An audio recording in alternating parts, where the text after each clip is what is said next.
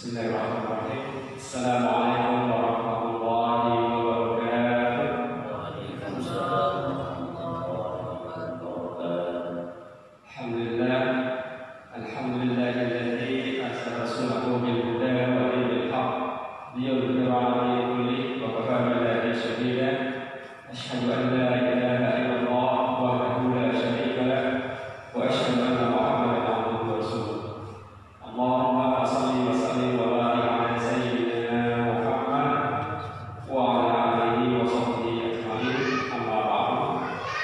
Alhamdulillah, puja dan syukur kepada Allah Subhanahu wa taala yang telah begitu banyak memberikan nikmat kepada kita semua, terutama nikmat iman, nikmat Islam, nikmat panjang umur, nikmat kesehatan, nikmat dimudahkannya langkah kita menuju rumah Allah dalam rangka mengamalkan diri, dalam rangka mengkaji ayat Allah, dalam rangka mengingat Allah. Insyaallah pada hari ini kita semua diberikan kesehatan Allah sehingga kita mampu berkumpul di sini, dan insyaallah nanti kita akan melakukan kajian dari asal kita terkait dengan kitab Riyadhus Shalihin. Pada tema kali ini nanti kita akan bahas terkait dengan semangat memerintahkan kebaikan dan bertekad untuk melakukannya. Salawat dan salam kepada junjungan Nabi kita Muhammad sallallahu alaihi wasallam, kepada para keluarganya, para sahabatnya, dan mudah-mudahan kita termasuk umat Nabi Muhammad yang sama melakukan sebuah nanti di yaumul qiyamah. Baik, jamaah, sebelum kita mulai kajian ini, kita buka kajian ini dengan bacaan basmalah. Alhamdulillah, kita telah membukanya, dan insyaallah seperti biasa kajian akan dibagi dengan dua sesi. Yang pertama nanti akan dipaparkan terkait dengan hadis yang akan dikaji oleh Ustaz, dan nanti yang sesi kedua akan dilakukan kesempatan jawab bagi para jamaah yang ingin bertanya, ada sesuatu yang ditanyakan, bisa nanti langsung bertanya kepada Ustaz. Ya, kami berdoa bahwasanya kajian kita ini masih tetap berjalan di pekan kedua dan keempat hari Rabu, dan insyaallah pada hari ini kita siarkan langsung juga melalui akun Facebook Masjidul Hidayah dan melalui akun YouTube Islamic Wisdom. Baik, kita mulai saja kajian kita ini pada Pak Ustaz yang silakan. Halo Ustaz. Bismillahirrahmanirrahim. Assalamualaikum warahmatullahi wabarakatuh. Waalaikumsalam warahmatullahi wabarakatuh. Alhamdulillah, wassalatu wassalamu ala Rasulillah wa ba'du. Kita bersyukur kepada Allah atas karunia yang tidak terhingga, terutama nikmat iman. Uang sebanyak apapun tidak ada harganya di hadapan iman. Nikmat yang luar biasa juga Allah tetap berikan kita kesehatan di tengah ujian yang begitu berat.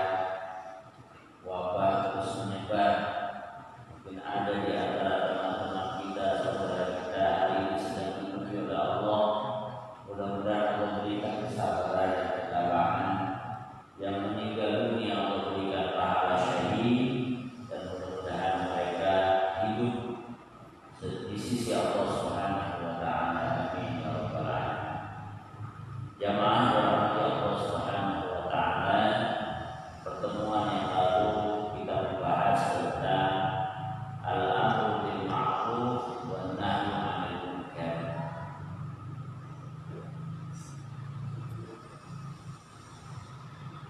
Al-amru bil ma'ruf wan nahyu 'anil munkar.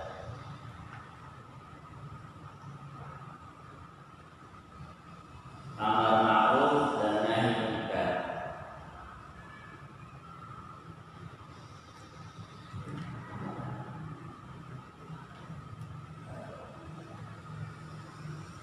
Jamaah dirahmati Allah Subhanahu wa taala, kita sudah mendapatkan hadis yang menyebutkan bahwa setiap kita dengan berbagai potensinya mesti berkontribusi dalam melakukan amal ma'ruf dan nahi munkar. Cuma di antara keduanya yang paling berat itu nahi munkar. Kalau amal ma'ruf gak ada resikonya, paling kita dihina, dicuekin, ya. Yuk kita sholat, soalin gitu ya. Paling sebatas itu. Tapi kalau sudah an-nahyu 'anil munkar, itu resikonya berat. Ada banyak tantangan karena ada orang lain yang merasa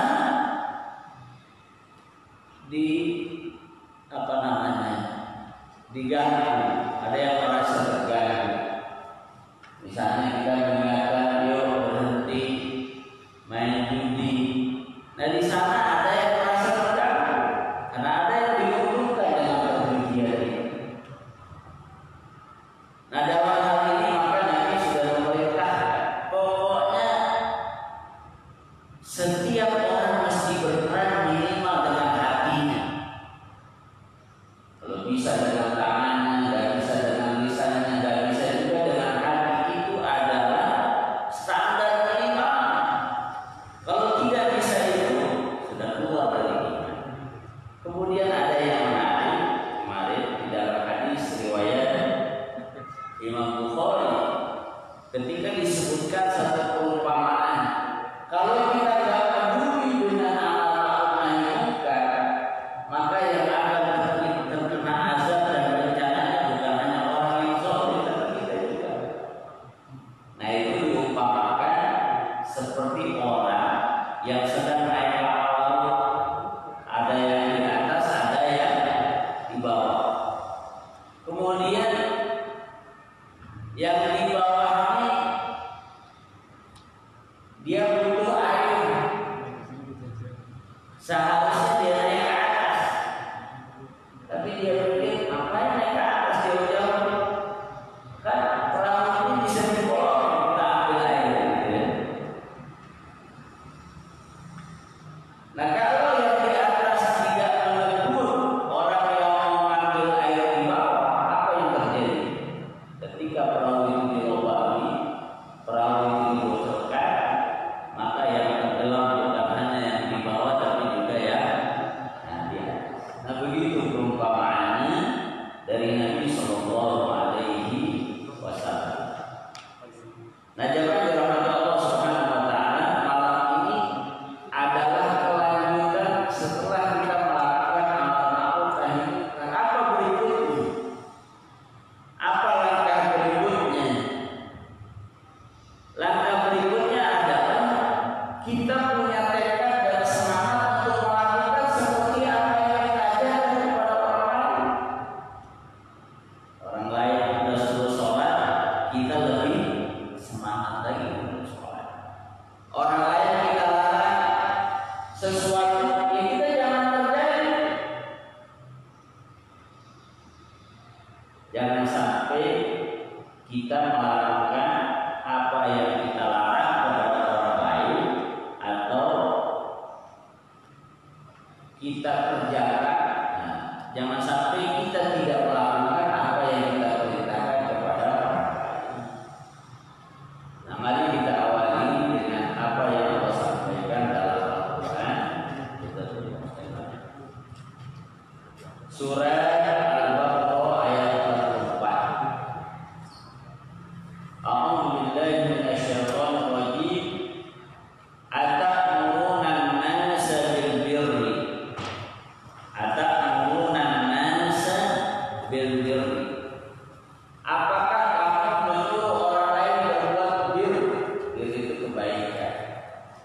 Apakah kamu menyuruh orang sholat, ngaji, puasa, infak, sedekah? Kita suruh tuh orang. Bagus itu. Karena memang Nabi Allah Subhanahu Wa Taala memerintahkan kita untuk menyuruh orang lain berbuat baik. Tapi ada yang tidak boleh. Wa tansawna anfusakum. Tapi kamu lupa kepada dirimu sendiri. Artinya kamu sendiri gak ngerjain tidak melakukan apa yang kamu perintahkan. Lupa kepada diri kita.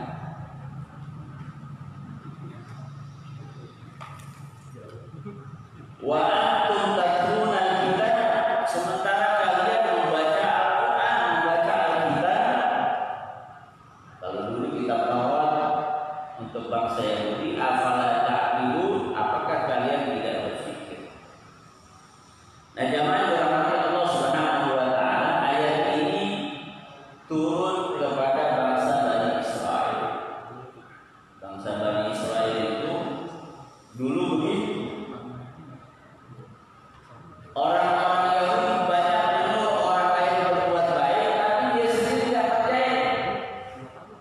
Nah, diceritakan terkait dengan asbabun nuzul ayat ini. Jadi ceritanya ada orang Yahudi, ada orang Yahudi. Nah, di antara keluarganya itu ada yang sudah masuk Islam, percaya kepada Nabi Muhammad, dia ikuti Nabi Muhammad. Kemudian ada orang Yahudi bilang kepada keluarganya sudah masuk Islam, ya bagus tuh, kamu sudah masuk Islam, ikutinlah agama Nabi Muhammad, agama yang benar, agama yang lurus. Tapi apa yang terjadi? Dia sendiri tidak berubah, dia sendiri tidak melakukannya. Ada orang begini. Contohnya anaknya, nah kamu berangkat ke masjid, ayo cepetan kita azan, tapi bapaknya masih di rumah. Saya ada di dekat pesantren, ada anak kecil masih SD. Itu kalau sholat subuh dia udah ada di situ, selalu, masya Allah. Saya hampir luar biasa. Kadang-kadang saya bawa uang dulu dikasih. Kenapa? Orang ini di atas rata-rata yang lain, ada anak kecil yang sholat subuh. Jangankan anak kecil, bapak-bapak juga banyak ya sholat subuh di masjid, di musola. Ini anak kecil luar biasa. Tapi yang disayangkan orang tuanya tidak ada. Masya Allah, sedih. Anaknya disuruh ke masjid, bapak. Jadi ini yang Allah sampaikan dalam Al-Quran 1400 tahun yang lalu sampai sekarang masih relevan. Sampai sekarang masih terjadi. Jadi bukan masa sih ada gitu kan? Kalau pakai logika kita, masa sih ada orang yang berbuat baik tapi dia sendiri tidak mengerjakan? Kan bagus. Menyuruh orang berbuat baik kan bagus, tapi kalau kita udah nyuruh kita sendiri tidak kerjain, nah itu yang Allah tidak suka, itu yang Allah benci.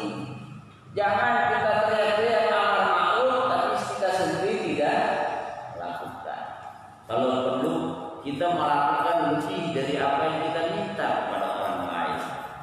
Anak kita suruh sholat 5 waktu di masjid, nah kita tidak cukup sholat 5 waktu, tambah sholat sunnah, tambah sholat duha, tambah sholat tahajud, itu kita. Jadi kalau bisa yang kita lakukan lebih daripada yang kita perintahkan kepada orang lain, nah, itu baru tauhid. Kenapa demikian? Kalau nanti orang-orang yang mengajarkan kebaikan dia sendiri nggak kerjain, dampaknya nanti dua. Dampak yang pertama adalah orang nanti nggak percaya kepada dai, orang nggak percaya kepada dia lagi. Omdo katanya begitu ya. NATO, not action, talk only gitu ya. Nggak pernah dia ngerjain, ngomong doang. Nah kita jangan, itu dampak pertama, orang nanti nggak percaya lagi. Ngomong doang. Kemudian yang kedua yang berbahaya adalah nanti orang menganggap ajaran Islam begitu tuh. Ajaran Islam seperti dia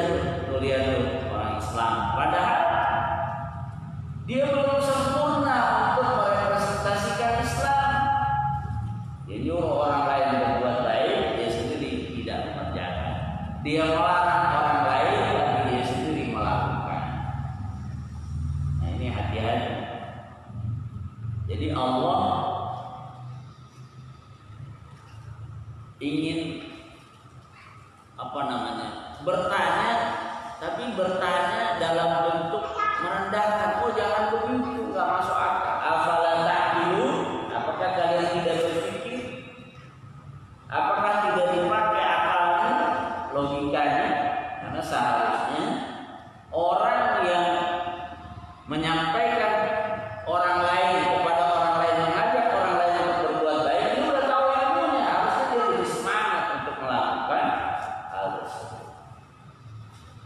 Nah itu ayat yang pertama di surat Al-Baqarah ayat 44. Kemudian ayat yang kedua di surat As-Saff ayat 2 dan 3. Sama ini Allah Subhanahu wa taala menegur dalam bentuk pertanyaan. Ya ayyuhalladzina amanu, wahai orang beriman, lima taquluna ma la taf'alun. Kenapa kalian menyampaikan kepada orang lain yang kalian sendiri tidak mengerjakan? Ditanya, apa begitu? Itu logika universal, bukan hanya Islam. Semua manusia akan merendahkan kalau ada orang ngomong tapi dia sendiri tidak mengerjakan. Itu bukan hanya dalam Islam. Ini adalah nilai universal. Semua orang begitu. Jadi lintas agama, lintas negara, seluruh manusia itu punya ukuran berpikir yang sama. Yang namanya orang nyuruh, otomatis dia harus mengerjakan. Namanya orang melarang, otomatis dia juga harus meninggalkan. Udah standar umum universal. Nah apalagi dalam Islam, karena amar ma'ruf nahi munkar itu kita disuruh. Nah setelah kita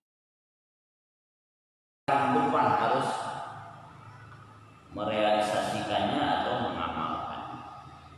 Sampai disebutkan kabura maqtan. Ini sering oleh para ulama diangkat kabura maqtan. Allah murka, Allah sangat marah, Allah sangat benci. Maktun itu asyaddul bughdi, kemarahan yang syadid. Allah marah sekali. Kenapa Allah marah? Kepada siapa? Kabura maqtan indallahi an taqulu ma la taf'alun. Ketika ada atau kalian menyampaikan apa yang kalian tidak kerjakan. Kalau kita nyuruh orang sholat, kita harus sholat.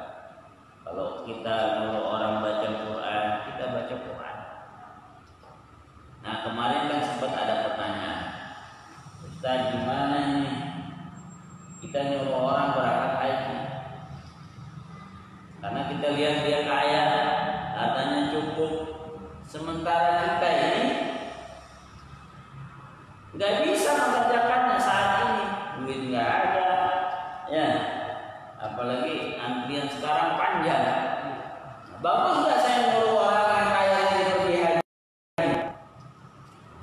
Nah gimana itu?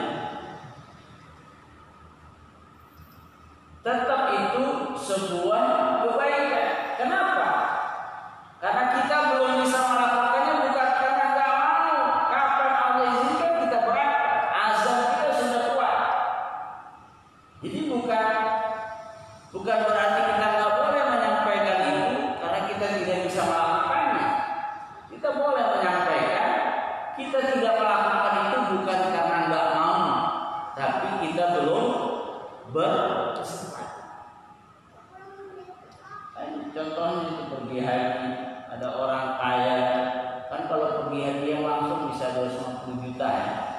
Nah, kalau kita nggak punya duit gitu, ada tetangga kita, teman kita yang punya, silahkan kamu berangkat. Belum tentu tahun depan kamu masih punya waktu, belum tentu tahun depan uang kamu masih banyak, silahkan.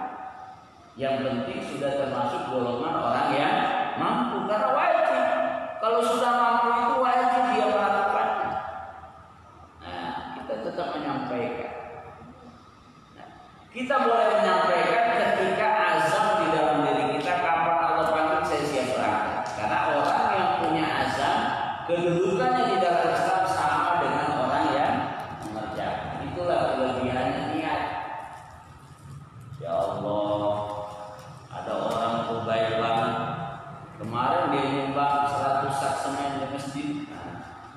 Muncul dalam hati kita, ya Allah, kalau saya punya rezeki seperti dia, saya mau ngerjain itu. Azabnya tulus, azabnya kokoh. Ternyata sampai meninggal dunia dia tidak berkesempatan. Bukan tidak mau, memang nggak punya rezeki sebanyak itu. Insya Allah orang ini sama dengan orang yang masih 100 sak semen. Itulah hebatnya Islam. Jadi boleh. Ada tetangga kita, kelihatannya rezekinya lumayan nih. Itu di masjid sedang butuh AC karena cuaca sekarang panas. Dia ikutan berinfak walaupun sedikit. Boleh. Kita bukannya nggak mau, kita belum mampu, atau yang kita bisa berikan tidak sebanyak apa yang dia bisa berikan. Itu diperbolehkan. Karena Islam menilai orang yang punya niat tulus, punya azam yang kuat, sama kedudukannya dengan orang yang beramal. Dan itu iri yang dibolehkan. Jadi ada dua iri yang boleh dalam Islam ini.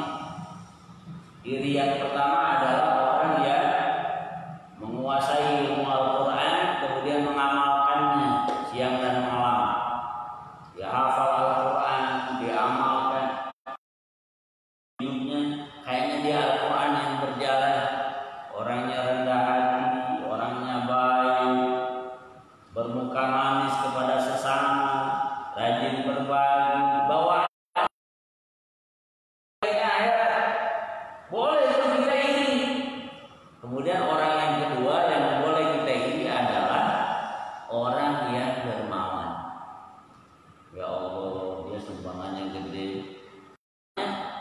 Mengumumkan sumbangan itu belum tentu itu sebuah kesombongan. Boleh dua-duanya disembunyikan atau diperdengarkan supaya orang yang lain itu iri. Ketika dia iri dalam kebaikan, dia punya azam yang kuat, mudah-mudahan Allah nilai dia seperti orang yang berinfak. Nah itu, jadi Allah marah sekali. Kabur maqtan indallahi kapan antaqulu ma la taf'alu. Jadi mulai sekarang usahakan apa yang kita katakan kita kerjain. Itu termasuk janji-janji itu mesti hati-hati. Makanya saya belum bisa jawab Ustaz Bayu dari kemarin. Saya bingung nih, karena di Jakarta lagi naik wabah corona, sebagian keluarga ada yang kena. Saya khawatir. Ini bagaimana ini? Saya baru jawab tadi. Ya kita ya ikhtiar yang maksimal, tawakal yang sempurna kepada Allah itu terus kita berjalan. Ya. Baru saya jawab tadi. Bismillahirrahmanirrahim. Mudah-mudahan Allah jaga dan ilmunya bermanfaat. Jadi mesti sekarang ini termasuk bagian dari perintah ayat ini, bagaimana kita menyesuaikan antara perkataan dan perbuatan. Karena dakwah itu begitu, perkataan dan perbuatan. Kalau perkataan saja tanpa perbuatan itu dimurkai oleh Allah, bukan dakwah namanya. Dia melakukan kezaliman karena Allah marah. Jadi kita berusahanya. Jadi sebenarnya ketika kita memberikan nasihat kepada orang, kita sedang menasihati ke diri kita. Kita juga begitu enggak? Jadi bukan hanya kepada jamaah, saya juga nanya nih kepada diri saya sendiri. Begitu enggak? Gitu kan? Ketika kita nyuruh orang lain bersedekah, kamu begitu enggak? Ketika kita nyuruh orang lain baca Al-Quran, kamu begitu enggak? Jadi terus kita menyempurnakan, karena namanya berdakwah sebagai kewajiban yang sangat mulia, ganjarannya pahala tak terputus. Itu juga harus sejalan antara perkataan dan perbuatan. Tanpa itu bukannya kebaikan, tanpa itu bukan ganjaran tak terputus amal jariah, tapi tadi kabur maqtan indallah. Allah marah kita udah capek-capek dakwah, tapi ternyata kita tidak melakukannya, nanti kembali malah mendapatkan murka yang sangat besar. Kemudian di dalam surat Hud ayat 88 di situ bagaimana Nabi Syuaib berdakwah kepada kaumnya. Dia sampai bilang begini kepada kaumnya, wa ma uridu aku enggak mau an ukhalifakum untuk berbeda dengan kalian. Artinya kalau Nabi Syuaib bilang lakukan, dia juga melakukan.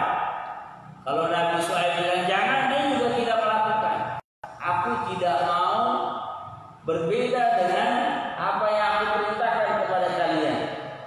Ila ma anhaakum anhu, melakukan apa yang aku larang aku enggak mau. Jadi para nabi semuanya begitu. Jadi kalau kita bisa bayangkan dalam seluruh umat manusia ada para nabi dan rasul. Itu semuanya sama. Bagaimana mengajarkan kebaikan kepada orang lain dan dianya juga melakukan. Itu dari dulu sama. Nah makanya ini harus terus kita lanjutkan. Amar ma'ruf nahi munkar kita lakukan. Lebih dari itu komitmen melakukan apa yang kita perintahkan, kemudian meninggalkan apa yang kita larang kepada orang lain. Nah itu jamaah yang dirahmati Allah Subhanahu wa taala. Nah berikutnya ini ada hadis, ini hadis luar biasa. Ini hadis berisi gambaran tentang hal yang gaib nanti di akhirat. Imam Bukhari. Jadi memang Islam kan ada alladzina yu'minuna bil ghaib, beriman kepada yang gaib. Di antara hal yang gaib itu adalah cerita tentang surga dan neraka. Itu kita udah dapat bocoran. Dan tidak ada di luar Islam. Mereka nggak punya cerita itu karena sumbernya tidak ada. Kalau kita dari Allah Subhanahu wa taala kepada Rasulnya kemudian disampaikan kepada kita. Nah ini dijelaskan di sini apa yang Allah berikan sebagai bentuk hukuman kepada orang yang tadi tidak sesuai antara perkataan dan perbuatan.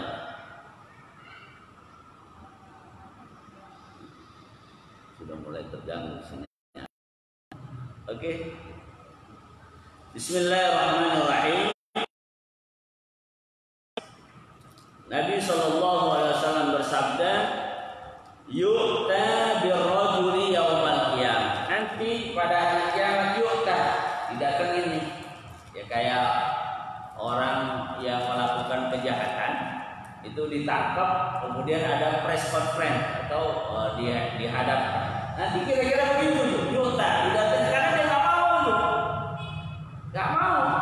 Ya orang namanya mau dihukum kan nggak mau, makanya yu'ta, didatengin, diseret, dibawa, dipaksa begitu. Karena dia nggak mau. Yu'ta birrajuli. Ada satu orang ini ditaruh diseret nanti di akhirat ini. Di dalam hadis. Yaumal qiyamah, pada hari kiamat. Wa yulqa finnar, dilemparin ke dalam. Masya Allah. Kalau bicara neraka cobain tuh lilin, kompor gas gini nih. Kuat nggak? Masya Allah. Makanya Allah bilang, "Fama asbarahum 'alan nar." Apa yang membuat manusia seolah-olah kuat masuk neraka? Tapi digambarkan begitu. Karena gambaran tentang neraka di dalam Al-Qur'an itu sangat jelas. Di dalam hadis sangat jelas, termasuk hadis yang akan kita baca ini. Fama asbarahum 'alan nar. Apa sih alasan seolah-olah manusia ini kayaknya udah siap banget masuk neraka gitu ya? Padahal mau kena corona aja takutnya, ya kan belum tentu kena. Mau masuk zona merah juga takut banget. Ini neraka yang udah jelas. Kalau kita masuk ke dalamnya kita kebakar. Kita mau masuk suatu tempat yang katanya zona merah juga takut. Padahal belum tentu ada di situ.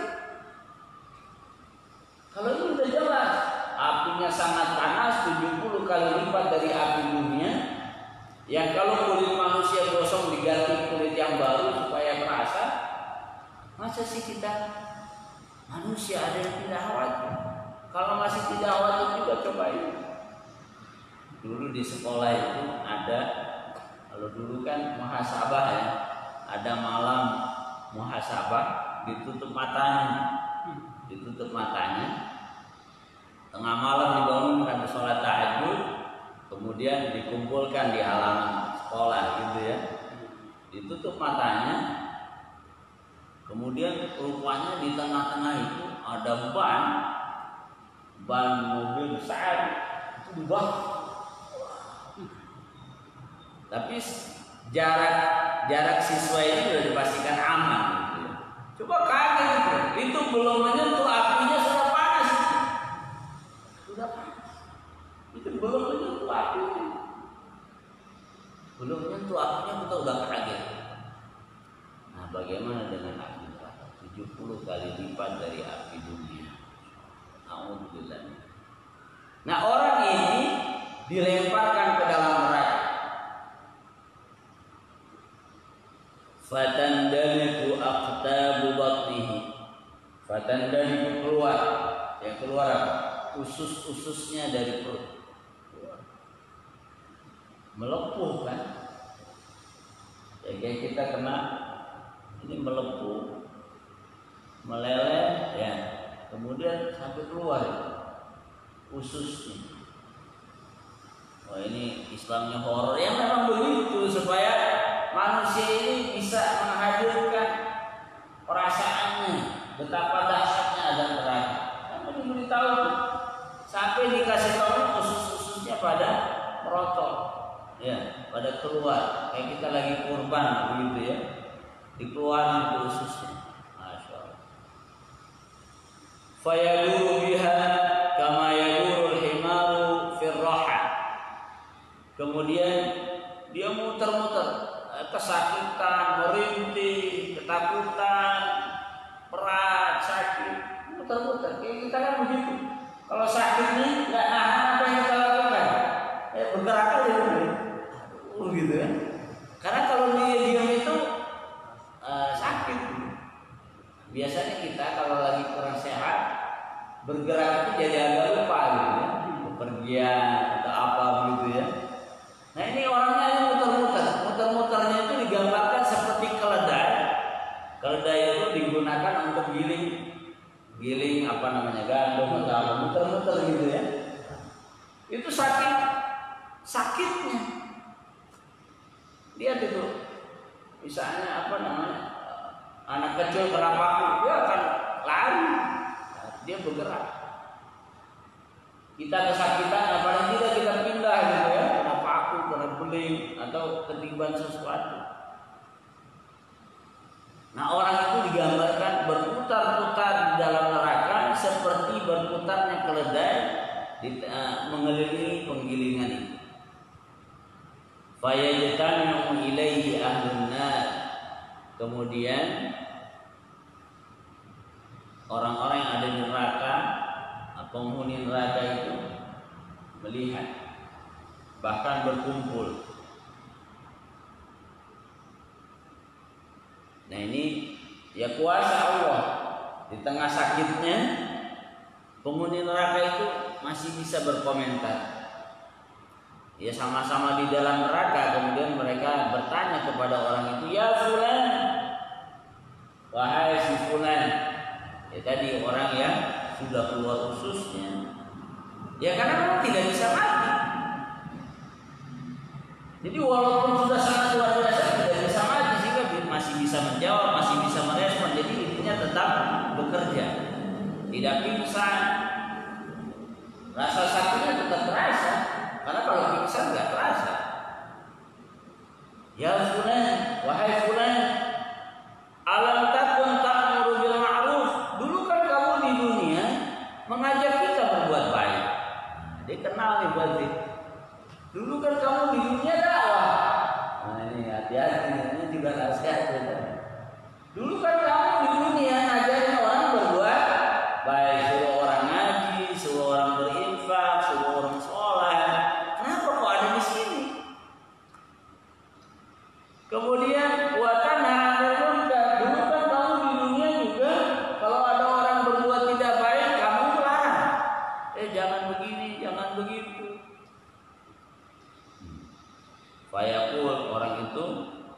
dia berkeliling khususnya keluar, dia menjawab bala, iya betul. Dulu saya di dunia memang begitu. Dulu saya di dunia mengajarkan orang berbuat baik, mencegah orang berbuat tidak baik. Tapi kuntu amuru bil ma'rufi wa la atihi. Aku nyuruh orang berbuat baik tapi aku enggak percaya. Cuma nyuruh doang. Kita tadi orang tua anaknya disuruh sholat subuh di masjid, ya enggak.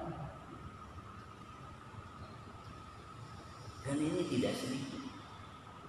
Saya dulu punya tetangga ini, mungkin saya pernah cerita. Karena kedua orang tua saya sejak kalau bapak saya dari masih remaja itu udah ngajarin Quran, dulu belum Iqra ya, Qiraah Baghdadiyah. Ada tetangga anaknya itu disuruh ngaji tiap sore. Tapi ternyata di luar itu memang dia tidak melakukannya di kampung kita. Tapi di luaran sana ternyata dia suka mencuri di mobil angkutan umum.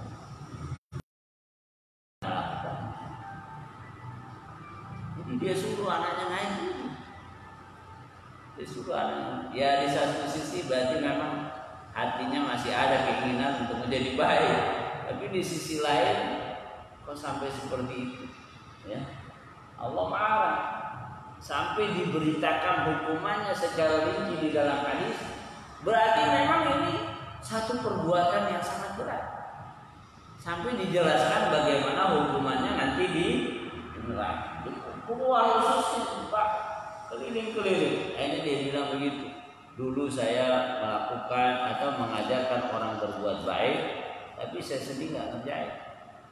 Kemudian wa anha 'anil munkar wa atihi. Aku mencegah orang berbuat tidak baik, tapi aku sendiri ngerjain. Nah ini kita mesti sangat hati-hati. Jadi sebelum kita nyuruh orang lain, kita nyuruh dulu diri kita sendiri. Sebelum kita cegah orang lain, kita cegah dulu diri kita dari hal-hal yang tidak baik.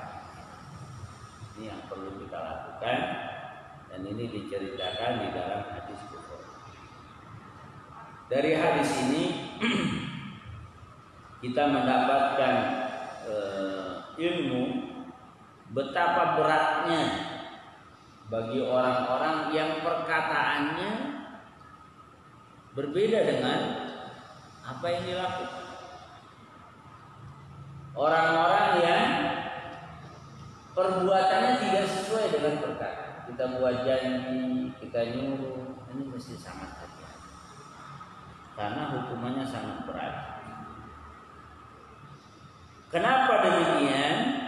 Karena dia berbuat salah setelah dia punya ilmunya. Beda dengan orang berbuat salah karena tidak tahu.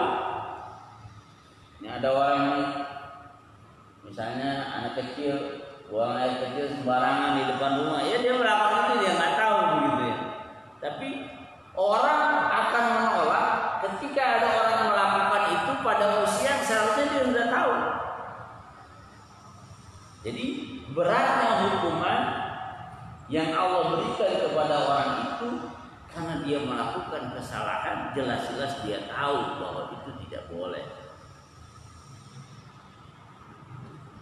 Kemudian hadis ini juga menjelaskan tentang hal-hal yang gaib terkait dengan bagaimana keadaan di dalam neraka. Jadi Islam itu bukan hanya cerita tentang saat ini. Islam itu cerita tentang 3 hal masa lalu. Makanya kita dapat tuh sejarah Nabi Adam, Nabi Musa, Nabi Ibrahim, Nabi Isa. Kita dapat ceritanya. Kemudian Islam juga cerita saat ini, sekarang ini, bagaimana menyikapi berita hoax yang banyak itu ada dalam Al-Quran. Fatabayyanu, tabayyun dulu, periksa dulu, jangan main, terima saja, di-share lagi. Cerita tentang saat ini. Kemudian Islam juga cerita tentang masa yang akan datang, bukan masa yang akan datang tahun 2500 saja. Tapi Islam cerita tentang kehidupan akhirat, dan ini tidak ada di dalam agama yang lain. hanya ada di dalam Islam. Kalau yang lain cuma cerita masa lalu dan saat ini, tapi tidak punya cerita yang akan datang. Kalau kita ada cerita tentang surga dan neraka, cerita alam kubur, cerita bagaimana manusia dicabut nyawanya, cerita bagaimana sirat, cerita bagaimana mizan, itu diceritakan di dalam Al-Quran, diceritakan di dalam hadis. Dan ini menjadi ilmu yang sangat luar biasa. Jadi kita tahu nih perjalanan kita dari hari ini sampai nanti kita sudah dijelaskan. Kalau mereka nggak tahu, makanya mereka berpikir kematian itu adalah akhir dari perjalanan hidup. Mereka berpikir, oh udah meninggal selesai. Kalau kita tidak, justru kehidupan baru dimulai setelah kematian. Kehidupan yang sebenarnya baru dimulai setelah. Kalau kehidupan yang sekarang masih drama ini. Ada orang baik di penjara, ada orang baik direndahkan, ada orang baik dianggap tidak Pancasila, ada orang baik dianggap radikal, macam-macam. Orang-orang yang tidak taat kepada Allah dimuliakan, dikasih gaji yang besar dan lain sebagainya. Ini sekarang masih sandiwara, bukan kehidupan yang sebenarnya. Tapi kehidupan yang sebenarnya justru dimulai setelah. Nah, mudah-mudahan kita termasuk orang-orang yang berbahagia pada saat kehidupan pasca kematian. Mungkin zaman dirahmati Allah SWT, ini yang dapat saya sampaikan malam hari ini. Jadi ada 3 ayat terkait dengan itu, kemudian ada 1 hadis. Dan di sini kita dapat mengambil kesimpulan bahwa apapun yang kita perintahkan kepada orang lain, kita mesti mengawalinya untuk bisa melakukan. Mudah-mudahan bermanfaat. Assalamualaikum warahmatullahi wabarakatuh. Waalaikumsalam warahmatullahi wabarakatuh. Alhamdulillah, sallallahu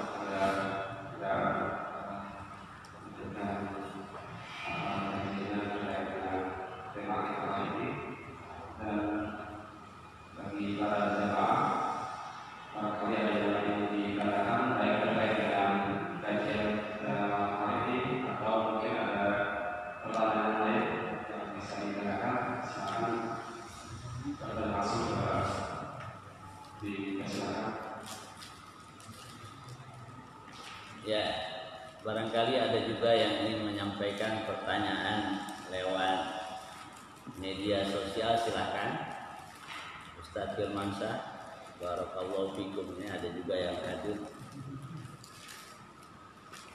Ya, ini karena disiarkan melalui platform media sosial, baik di Facebooknya Masjid Hidayah maupun di akun YouTube-nya Ustaz Nawawi, akun YouTube Islamic Islam. Jadi mungkin ada pertanyaan dari jemaah yang lihat melalui siaran YouTube ya Ustaz.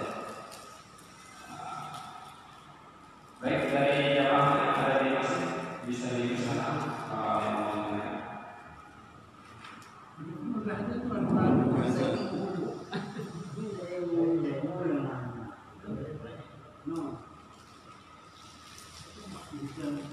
Sambil dinikmati ya.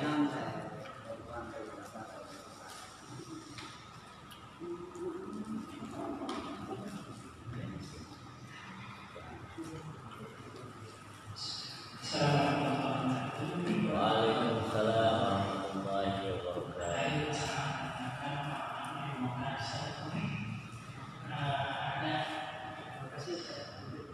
Ayat favorit saya yang bisa keempat dan hari itu biasa kita baca di Maulid Muhammad Rasulullah wa'alaihi Muhammad Rasulullah samanya keras kepada fakir dan kasih sayang kepada sesama. Itu maksudnya mana yang kalau yang saya rasakan itu kebalik. Jadi kasih sayang terhadap orang fakir, tapi sesama kita orang yang berdoa.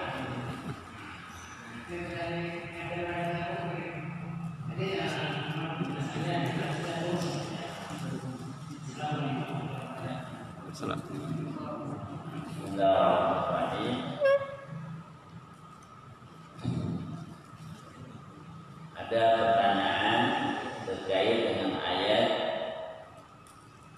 Muhammadur Rasulullah walladzina ma'ahu asyidda'u 'alal kuffari ruhamaa'u bainahum. Jadi disebutkan di dalam Al-Qur'an sifat Rasulullah dan para sahabatnya serta orang-orang yang mengikutinya adalah asyidda'u 'alal kuffar ruhamaa'u bainahum, bersikap tegas kepada orang kafir dan sayang kepada orang-orang yang beriman. Kok kayaknya sekarang nggak begitu? Sekarang kembali asyidda'u 'alal mu'minin ruhamaa'u ma'al kafirin, gitu ya. Asyidda'u bainahum ruhamaa'u ma'al kafirin. Nah, di dalam Islam itu sudah jelas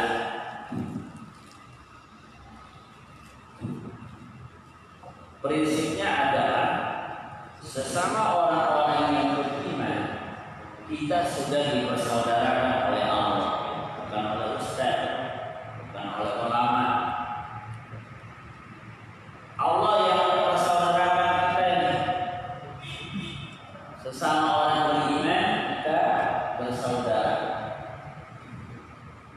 Namanya saudara itu kan Allah yang menggambarkan kayak kita punya saudara itu. Saudara kita lagi standar umumnya. Kalau kita dengan saudara kita bagaimana? Saudara kita lagi sakit, apa yang kita rasakan? Kita juga merasakan kegelisahan.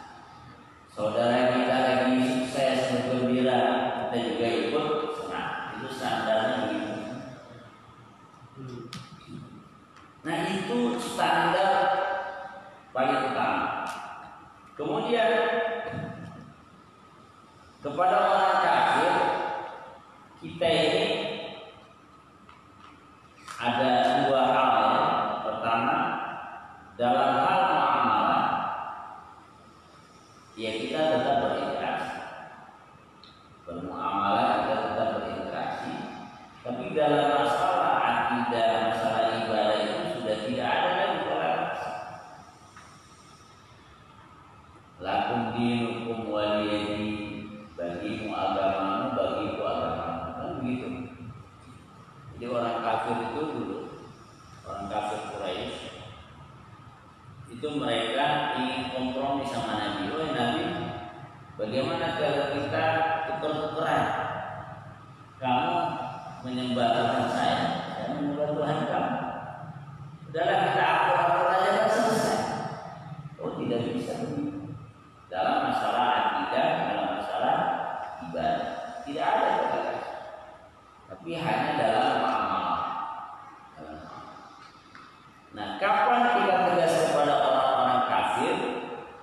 Ketika sudah menyentuh masalah itu. Masalah akidah dan ibadah tidak ada toleransi. Kemudian kapan kita bersifat asyiddah? Ya ketika mereka sudah melakukan kezaliman, kita harus bersikap tegas. Jadi Islam itu tidak memulai, tapi kalau ada musuh yang menyerang, kita tidak mundur. Dan begitu Allah sebutkan dalam Al-Quran. Idza laqitum fi'atan fasbutu. Kalau kamu sudah berhadapan dengan musuh ya, kamu bertahan, jangan kamu. Tapi kita tidak memulai. Jadi yang perlu dilakukan adalah memang kan dalam satu ayat dia tidak bisa berdiri sendiri, tapi dilihat dari yang lain. Jadi kita mengamalkan ayat ini juga dihimpun dengan ayat-ayat yang lain. Kapan kita bersifat asyidahnya? Jangan bagi jual beli tiba-tiba asyidah. Ada orang kafir lewat kemudian langsung dipukul misalnya. Nah, itu bukan pada posisi yang tepat. Jadi ada posisinya masing-masing, termasuk Muhammad bainahu.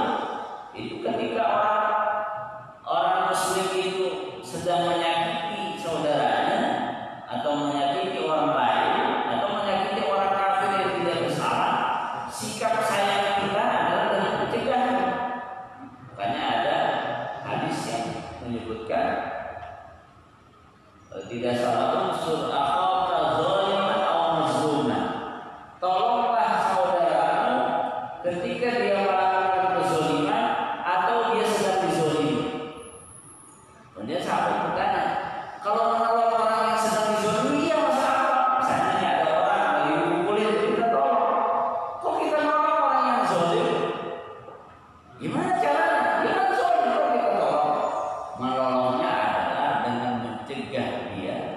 tidak melakukan kezaliman.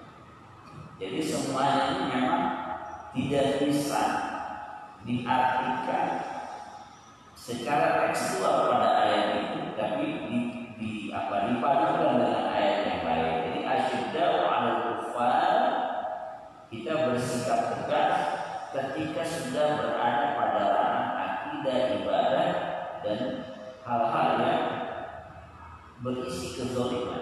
Dia menzalimi Islam, ya tentunya tadi sesuai dengan hadis yang kemarin harus proporsional. Kita gimana? Kalau kita sebagai penguasa gunakan tangan kita sebagai dai sampaikan dalam lisan kita. Kita sebagai orang beriman, kayaknya kalau saya yang teriak-teriak jangan saya ditangkap nih. Ya kita dengan hati. Itu standar. Rumah Abu Hamam Ubayyah juga ada ukurannya. Ketika orang-orang yang beriman ini tidak melakukan kezaliman. Tapi kalau orang beriman yang melakukan kezaliman, tanda cinta kita adalah dengan mencegah. Jangan. Jadi jangan malah dibantuin. Ada orang beriman ingin menzalimi orang kafir, tapi tidak dalam posisi yang benar, bukan keliru, gitu kan? Nah itu keliru. Kita bantu dia. Tanda kita sayang dengan mencegah dia jangan melakukan. Karena di dalam Piagam Madinah disebutkan olehnya, siapa yang menzalimi orang kafir zimmi yang tinggal di Madinah, dia termasuk yang menyakiti kita. Jadi bukan semuanya seperti itu. Nah, bagaimana dengan sikap yang sekarang seolah-olah mereka bersikap benci kepada orang beriman, tapi sayang kepada orang kafir. Nah ini yang harus diluruskan. Tidak boleh seperti itu. Nah biasanya ujung-ujungnya adalah kepentingan ekonomi dan politik, bukan masalah agama. Jadi sebenarnya tidak. Agama itu cuma jadi kemasan, tapi di balik itu adalah ada kepentingan ekonomi, ada kepentingan jangka pendek, ada syahwat, ada nafsu, ada urusan dunia yang akhirnya bisa membuat orang itu benci dengan saudara. Gak usah jauh-jauh, gara-gara dunia itu sesama saudara kandung bisa berkelahi. Jadi bukan agamanya sebenarnya, tapi ada kepentingan dunia tadi. Dia dekat sama orang kafir karena dibayar, dengan orang beriman. Mungkin dia jaga tempat ibadahnya, dapat bayaran saat itu ya. Nah ini yang repot. Jadi bukan masalah ajaran agamanya, tapi ada kepentingan ekonomi dan kepentingan politik yang sebenarnya itu menjadi tujuan. Makanya ya tidak bisa kalau orang dalam berjuang, berdakwah, kemudian apa yang ada di dalam hatinya dunia. Kalau apa yang ada dalam hatinya dunia dia gak apa gitu. Kayak tadi rukun gitu. Hanya dengan orang kafir dia baik, sesama orang beriman itu tidak baik. Karena dorongan dunia yang begitu. Baik, jangan dirahmati Allah SWT. Mungkin itu yang bisa saya sampaikan. Jadi harus dilihat dipadu dengan ayat-ayat yang lain, kemudian kita bersikap proporsional. Nah, mereka seperti itu jangan diikuti, gitu ya. Dan biasanya ujung-ujungnya adalah karena kepentingan dunia. Tanya nggak boleh, susah. Kalau udah dunia itu, ya orang kafir bisa pakai sorban dicium tangannya, ya. Pakai sorban, pakai gamis, cium tangannya. Gara-gara apa? Dunia. Bukan karena ajaran. Itu ya. Itulah ujian. Ya, mudah-mudahan kita bisa menghindari. Saya itu mungkin beda semua. Nah ini ada yang bertanya ini dari Bahrul Ulum, Ustaz Haji Sulaiman.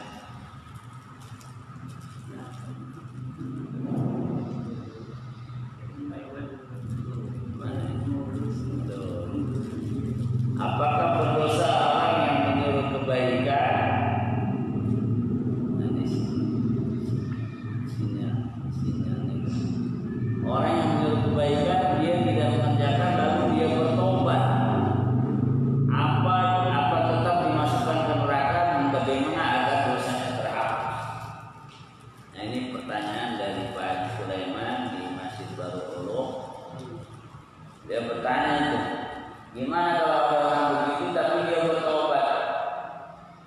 Nah, taubat ini harus sungguh-sungguh. Syaratnya 3. Yang pertama adalah dia menyesal. Sedih. Kok saya begitu ya? Kok orang lain saya suruh, saya sendiri nggak ngerjain? Kok anak saya suruh, saya nggak ngerjain? Kemudian yang kedua, dia betul-betul memutuskan dari kemaksiatan, menyesal dan memutuskan sampai oh saya kalau tetap di situ kayaknya nggak bisa lepas. Misalnya ya, di situ ada gengnya, geng untuk main judi. Kalau saya tetap tinggal di situ kayaknya berat. Akhirnya apa? Kalau nggak bisa judi harus hijrah. Jadi melepaskan diri dari kemaksiatan. Kemudian yang ketiga, berazam yang kuat untuk tidak kembali kepada kemaksiatan. Habis itu udah setiap kali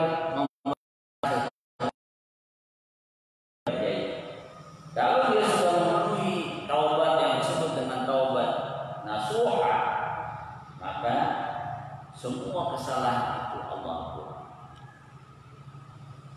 At-taibu minadz-dzambi kaman la dzamba. Orang kalau sudah diterima taubatnya seperti orang yang pakai dosa. Makanya kita disuruh taubat siang malam. Baca istighfar Nabi 70 sampai 100 kali astagfirullah. Kita habis sholat itu apa ucapan yang pertama? Astagfirullahaladzim. Bisa jadi dosa kita seharian banyak. Dosa kepada anak, kepada istri, kepada keluarga, kepada teman. Dosa yang sengaja, nggak sengaja. Kalimat-kalimat yang keceplosan itu kita anggap bercanda, tapi orang sakit hati itu. Kita taubat. Kalau Allah sudah terima taubat kita, habis. Kemudian bagaimana cara taubatnya tadi? Jadi kalau sudah diterima taubatnya, Allah hapuskan dan tidak dimasukkan ke dalam neraka atas izin Allah dan kasih sayang Allah.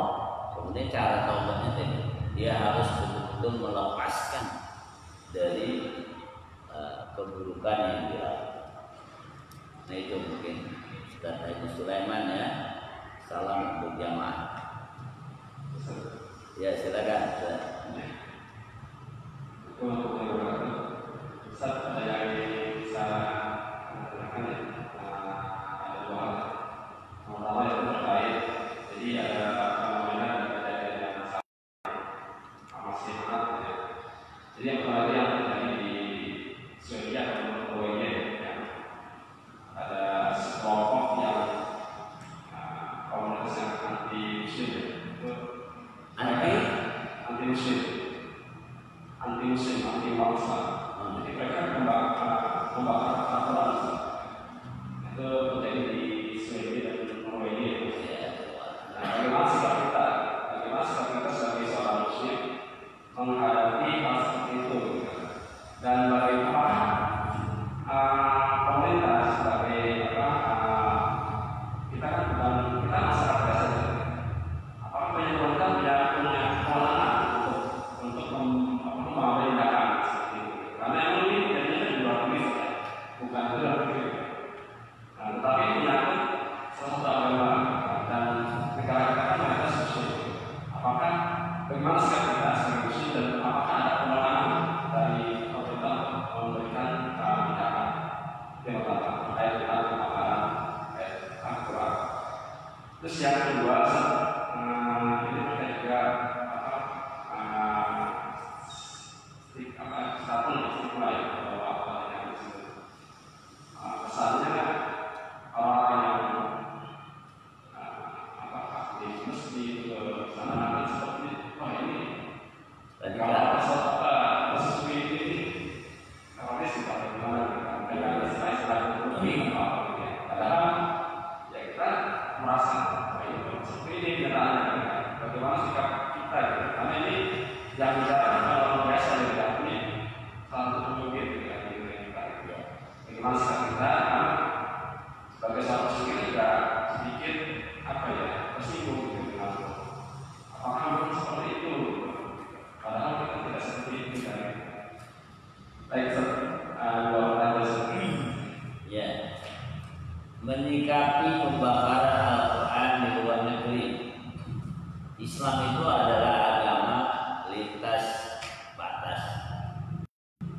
Kita dipersaudarakan karena kesamaan akidah, karena kesamaan iman. Jadi ketika kita sudah di Allah persaudarakan, bukan hanya rasa sakit yang ada di Indonesia yang kita ikut rasa sakit, tapi bagaimana saudara kita di berbagai belahan dunia yang terzolimi kita ikut merasakan. Jadi Islam ini memang agama internasional, agama yang satu. Ibadah di Mekah itu sudah mengatakan kita tidak bisa dibatasi oleh satu negara. Ya kalau masing-masing dengan negaranya kita nggak bisa berangkat. Jadi tetap setiap rasa sakit yang dialami oleh saudara kita tadi di Norwegia dan di berbagai belahan dunia lain, kita itu merasakan. Dan ini masih banyak terjadi yang terungkap, mungkin yang tidak terungkap lebih banyak. Nah, disinilah pentingnya kita menghadirkan pemimpin yang baik. Ya salahnya kita. Karena Allah sudah jelas menjelaskan dalam Al-Quran, ya ayyuhalladzina amanu atii'ullah wa atii'ur rasul wa ulil amri minkum. Taatilah Allah, taatilah Rasulnya dan ulul amr, pemimpin harus kita taati. Kalau kita tahu bahwa pemimpin ini harus diikuti, masa kita mau memilih pemimpin yang nggak benar? Nggak mungkin, salahnya kita. Kita nih memilih ketua kelas dulu ya di sekolah. Kita mau dipimpin sama orang yang baik atau yang tidak baik, itu tergantung kita. Ketika sudah dipilih, bahwa ternyata yang tidak benar, ya salah kami. Nah, sebisa mungkin dari sinilah sebenarnya orang-orang Islam ini harus sadar bahwa mereka ini tidak ada artinya 200 juta sekian umat Islam, tidak ada artinya ketika tokoh-tokoh pimpinannya bukan orang-orang yang peduli dengan Islam. Ini tidak ada apa, karena yang diambil suaranya mereka itu yang 200 juta dari apa? Kayak main bola yang tampil kan 11 orang, yang mendukung 200 juta. Ya tetap yang mengatakan Indonesia kalah atau menang ya 11 orang itu. Kita 2 juta teriak-teriak dari angka itu. Nah, kita memilih pemainnya yang bagus atau yang tidak. Tapi kita perlu bahwa urusan politik banyak yang menganggap itu bukan urusan agama, keliru. Karena kita disuruh taat kepada politik. Agama ini mengatur semua aspek kehidupan kita. Masalah ekonomi ada di dalam Islam, masalah sosial ada di dalam Islam. Jadi Islam bukan hanya mengatur ibadah makhluk saja, zakat, puasa haji saja. Sampai kita masuk kamar mandi ada dalam Islam. Masa urusan negara nggak ada dalam Islam? Padahal kalau kita nggak baca, efeknya cuma kita doang. Masa urusan negara yang besar tidak ada dalam Islam? Padahal kalau keliru, yang terzolimi banyak orang. Jadi kan nggak mungkin. Semuanya ada di dalam Islam. Cuma orang-orang Islam ini hanya ya mungkin mengamalkan sebagian, meninggalkan sebagian. Nah, ini yang perlu kita. Nah, sikap kita ya melalui perwakilan-perwakilan kita yang harus berbicara, masalah Islam harus berbicara. Masalah kenapa kok itu muncul dari tokoh? Ya kita kesalahan kita dari presiden berhak menentukan menteri siapa saja. Orang-orang yang bukan itu kan seharusnya menteri agama yang ahli dalam ilmu agama ya. Dia menguasai berbagai ilmu keislaman sehingga ketika dia berbicara dia punya dasar dari Al-Quran, dari hadis. Karena kita salah memilih pemimpinnya, hanya pemimpin memilih menteri yang sesuai dengan keinginannya, sehingga keluarlah banyak ungkapan-ungkapan kontroversial selama ini, termasuk yang terbaru. Anak-anak muda yang hafal Quran direkrut, kemudian mereka tampilannya wajahnya baik, gitu ya, dianggap sebagai penyebar ajaran radikal. Ini kan luar biasa. Memang Islam ini ya ini diatur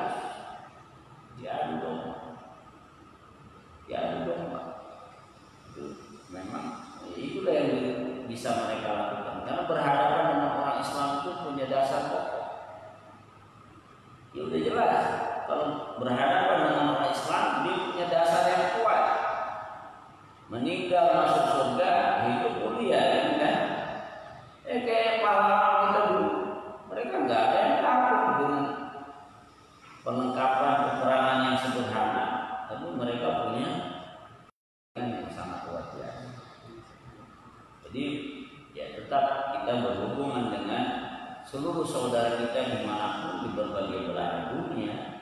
Kemudian kita juga tetap bersikap. Nah, dari sini kita terus belajar bahwa kita perlu dipimpin oleh orang-orang yang punya kepedulian terhadap sesama. Kemudian di pertanyaan yang kedua saya kira hampir sama dengan yang tadi, ketika ada muncul ungkapan yang kontroversial, ya buah dari tadi kita, ya dampaknya seperti umat itu terus dibuat resah gitu ya, bukan dibuat ada ayam dan seterusnya. Bahkan terakhir ada permintaan dari disertifikasi gitu ya. Nah, itu sertifikat sesuai dengan stempel mereka sebenarnya ya. Padahal kan yang berhak itu yang mengatur Al-Quran dan hadis, yang kedua itu mengamalkan apa yang diperintahkan. Nah, itu mungkin jamaah dirahmati Allah Subhanahu wa taala. Kira cukup ya untuk malam hari ini. Jazakumullah khairan kepada seluruh jamaah Masjid Hidayah dan teman-teman yang mungkin hadir via media sosial. Mudah-mudahan dengan teknologi ini, apalagi di tengah situasi seperti ini, kita tidak bisa mobile secara berlebihan, tapi Allah mempertemukan kita lewat media sosial. Kita bisa bertemu, teman-teman yang di Baru bisa tetap hadir ya, kemudian di tempat yang lain. Mudah-mudahan ini menjadi sarana dakwah yang juga baik